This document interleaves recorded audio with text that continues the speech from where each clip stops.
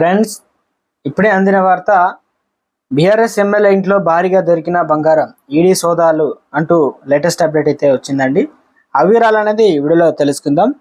వీడియోని పూర్తిగా చూడండి, కంప్లీట్ ఇన్ఫర్మేషన్ అప్పుడే అర్థమవుతుంది. ఇంకెవరైనా సరే మీలో సబ్స్క్రైబ్ చేయకుండా చూస్తున్నట్లయితే వెంటనే మన ఛానల్ సబ్స్క్రైబ్ చేసుకోండి. ఇలాంటి లేటెస్ట్ అప్డేట్ అందరికంటే ముందుగానే అందించడం జరుగుతుంది. చూస్తున్న ప్రతి ఒక్కరు కూడా లైక్ చేయండి. చాలా మంది చూస్తున్నారు, లైక్ చేయడం. మీరు లైక్ చేయడం వల్ల ఇన్ఫర్మేషన్ సమాచారం మరింత మందికి సమాచారం చేరుతుంది. లేట్ చేయకుండా వీళ్ళకి వచ్చినట్లయితే, పి ఎమ్మెల్యే కేసులో బీఆర్ఎస్ ఎమ్మెల్యే గూడెం మైపాల్ రెడ్డి చెందినటువంటి 1.2 కేజీల బంగారాన్ని ఈడీ స్వాధీనమైతే చేసుకుంది.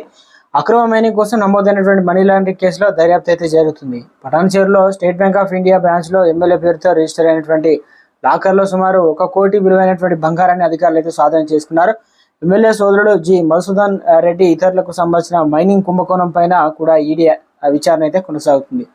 ఎమ్మెల్యే కొనుగోలు చేసిన బంగారం బిస్కెట్లకు రసీదు, డాక్యుమెంటేషన్ లేవని ఈడీ గుర్తించింది.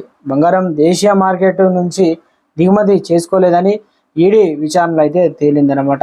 ఎమ్మెల్యే ఆయన కుమారుడు విక్రమ్ రెడ్డి, ఆయన సోదరుడు మధుసూదన్ రెడ్డి వివిధ బినామీలకు చెందినటువంటి 100 రియల్ ఎస్టేట్ ఆస్తులకు సంబంధించి పత్రాలను ఈడీ స్వాధీనం అయితే చేసుకుంది.